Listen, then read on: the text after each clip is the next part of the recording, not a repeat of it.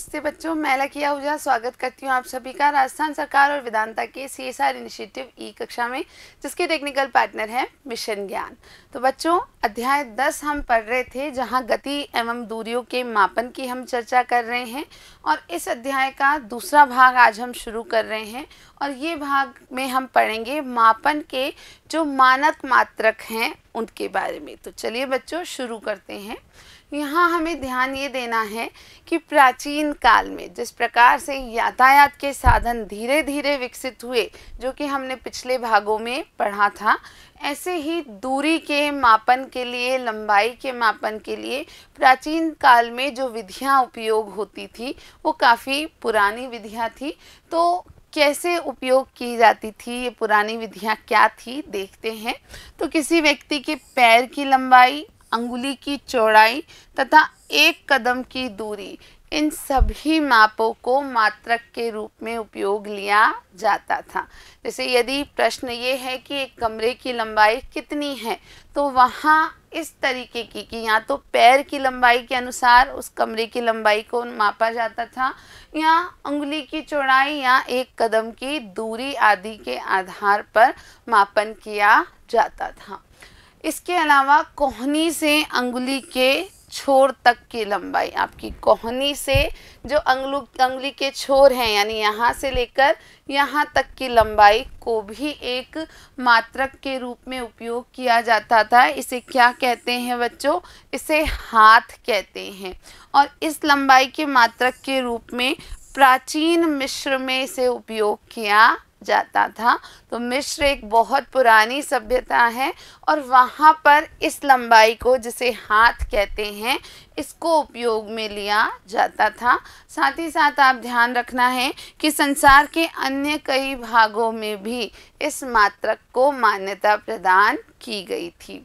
इसके अलावा बच्चों, प्राचीन भारत में भी छोटी लंबाइयों को नापने के लिए अंगुल या मुट्ठी, इस प्रकार से एक अंगुल या एक मुट्ठी का मापन इस प्रकार से किया जाता था।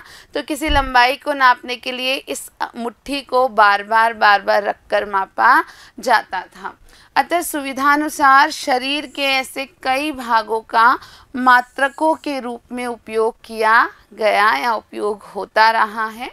लेकिन यहाँ समस्या ये है कि प्रत्येक व्यक्ति के शरीर की आमापों में थोड़ी भिन्नता हो सकती है। यानी मेरे इस हाथ से जो हमारी कोहनी है, उस कोहनी से लेके उंगलियों के छोर तक की लंबाई और किसी अन्य व्यक्ति के कोहनी से लेके उंगलियों के छोर तक की लंबाई बिल्कुल समान हो, यह आवश्यक नहीं है। इसी प्रकार एक व्यक्ति के हथेली की लंबाई और दूसरी व्यक्ति के हथेली की लंबाई, या एक व्यक्ति के पैर या कदम की लंबाई और दूसरे व्यक्ति के पैर या कदम की लंबाई समान हो, यह आवश्यक नहीं है। तो इस भिन्नता के कारण ही मापन में शायद कई उलझनें आई होंगी। तब इन पद्धतियों में बदलाव लाया गया और मापन के कुछ विशेष मात्रकों को परिवर्तित किया गया।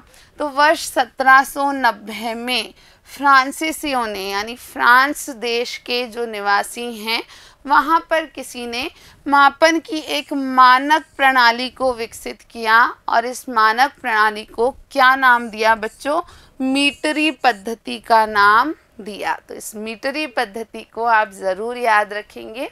एक समानता के लिए समस्त संसार के वैज्ञानिकों ने मापन के कुछ मानक मात्रकों को स्वीकार कर लिया है और इन्हीं मानक मात्रकों के लिए एक नाम दिया जाता है। यानी अभी वर्तमान में जो प्रणाली मानक मात्रकों के रूप में स्वीकार की जाती है, इसे अंतर्राष्ट्रीय मात्रक प्रणाली या SI मात्रक का नाम दिया जाता है। तो अभी जो भी मापन होते हैं संपूर्ण संसार में, वो किसके अनुसार होते हैं? अंतर्राष्ट्रीय मात्रक प्रणाली यानी SI प्रणाली के अनुसार होते हैं। लंबाई का जो SI मात्रक है उसे क्या कहा जाता है बच्चों? मीटर कहा जाता है। यानी लंबाई को मापने के लिए जो मुख्य मात्रक, जो अंतर्राष्ट्रीय स्वीकार्य मात्रक है, उसे मीटर कहा जाता है और प्रत्येक मीटर को 100 बराबर भागों में बांट सकते हैं और इन 100 भागों को क्या कहते हैं? सेंटीमीटर। तो इसका अर्थ ये है कि 1 मीटर यानी कि 100 सेंटीमीटर। 1 मीटर को 100 बराबर भागों में बांटा जा सकता है, अर्थात 1 मीटर में 100 सेंटीमीटर सम्मिलित होते हैं। इसके अलावा 1 सेंटीमीटर के 10 बराबर भाग किए जा सकते हैं और इन भागों को मिलीमीटर कहा जाता है। अतः हम इस निष्कर्ष पे पहुंचते हैं कि 1 मीटर बराबर 100 सेंटीमीटर और इसी प्रकार से 1 सेंटीमीटर बराबर 10 मिलीमीटर। इसके अलावा बच्चों अब हम आगे बात करते हैं कि जब लंबी दूरियों का मापन किया जाता है तो इन लंबी दूरियों के मापन के लिए मीटर सुविधाजनक नहीं रह पाता है, क्योंकि इसमें बहुत समय लगेगा लंबी दूरी को मापने के लिए और इस कारण से एक बड़ा मात्रक स्वीकार किया गया लंबी दूरियों के मापन हेतु। और इस बड़े मात्रक को क्या कहते हैं बच्चों? किलोमीटर कहते हैं। और यहाँ आप ध्यान रखेंगे कि 1 किलोमीटर का अर्थ होता है 1000 मीटर। तो 1 किलोमीटर में कुल 1000 मीटर पाए जाते हैं। तो बच्चों इस भाग में आपने जो मुख्य अंतर्राष्ट्रीय मात्रक प्रणाली है एसआई मात्रक उसको जाना है और लंबाई का एसआई मात्रक मीटर को माना जाता है। 1 मीटर में 100 सेंटीमीटर होते हैं, 1 सेंटीमीटर में 10 मिलीमीटर होते हैं और इसी प्रकार 1 किलोमीटर में 1000 मीटर होते हैं। ये सारी बात आज हमने जान ली है। तो बच्चों लंबाई मापने के लिए आपको बहुत ध्यान रखने की आवश्यकता होती है। तो लंबाई की यथार्थ या परिशुद्ध माप के लिए आप क्या करेंगे ये ध्यान रखना है। तो आपने इस प्रकार की मापनी या स्केल का उपयोग अवश्य किया होगा। आपके बॉक्स में इस प्रकार का स्केल होता है, आपने उसे देखा ज़रूर होगा। तो लंबाई मापते समय हमें कुछ सावधानियां बरतने की आवश्यकता होती है। इन सावधानियों में एक सावधानी जो आप ज़रूर ध्यान रखेंगे वो ये है कि जब भी आप इस प्रकार से लंबाई मापते हैं तो जो मापनी है, जो स्केल है, उसे इस चित्र की तरह हमेशा सीधा रखने का प्रयास करें। इस प्रकार से टेढ़ी मापनी आपको नहीं रखनी चाहिए। आप देख पा रहे हैं कि यहाँ पर जो अंकन आ रहा है और यहाँ जो अंकन आ रहा है उन दोनों में कुछ अंतर आ जाता है। तो यहाँ आप ध्यान रखें कि 0 से शुरू करें तथा इसे मापनी को या स्केल को बिल्कुल सीधा पकड़ें। इसके अलावा जो दूसरी मुख्य सावधानी हमें ध्यान में रखनी होती है, यदि आपका स्केल आगे से टूट गया है, यदि आपकी मापनी आगे से टूट चुकी है तो भी कुछ विशेष ध्यान रखना होता है। आप उसे टूटे हुए हिस्से से मापना शुरू ना करें। इसके बजाय आप अगले बिंदु से, जैसे यहाँ 1 से मापना शुरू किया जा रहा है तो आप अगले बिंदु से मापना शुरू कर सकते हैं और यहाँ आप यथार्थ या शुद्ध माप प्राप्त कर सकते हैं।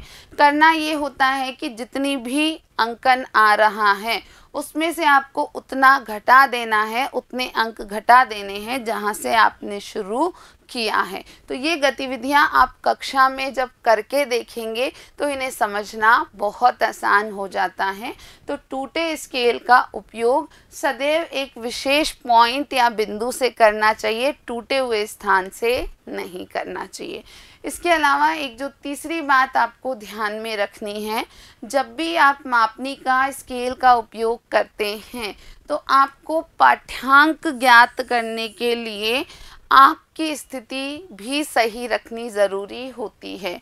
यहाँ इन तीनों बच्चों में से जो ये स्थिति है, सामने की ओर से जो बच्चा पाठ्यांक देख रहा है वो सबसे यथार्थ या सबसे उचित प्रकार से अंकन को ज्ञात कर पाएगा या पाठ्यांक को ज्ञात कर पाएगा। इस प्रकार देखने पर और इस प्रकार देखने पर आप देख रहे हैं कि इस बच्चे को ये बिंदु यहाँ दिख रहा है जबकि इस बच्चे को बिंदु यहाँ दिख रहा है और जो बच्चा बीच में से सीधे तरीके से देख रहा है उसको यह बिंदु बिल्कुल सही प्रकार से नज़र आ रहा है। तो बच्चों, यहाँ हमारा यह भाग समाप्त होता है। तो इस अध्याय के जो अगला भाग है उसकी चर्चा हम अगले वीडियो में करेंगे। तो आज के लिए इतना ही, मिलते हैं अगले भाग में। वीडियो देखने के लिए आप सभी का बहुत बहुत धन्यवाद।